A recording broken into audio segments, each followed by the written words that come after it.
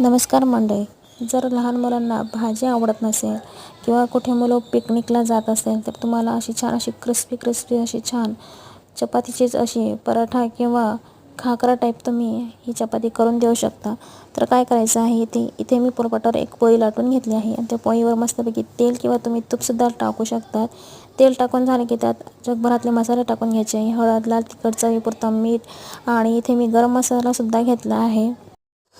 गरम मसाला टाकून झाला की त्यात मग इथे जी कोरडी कस्तुरी मेथी असते ती पसरून घेतली आहे आणि ती थोडीशी दाबून घेतली आहे. त्याची अशी बारीक बारीक कट करून त्याची पोळी लाटून घेतलेली आहे.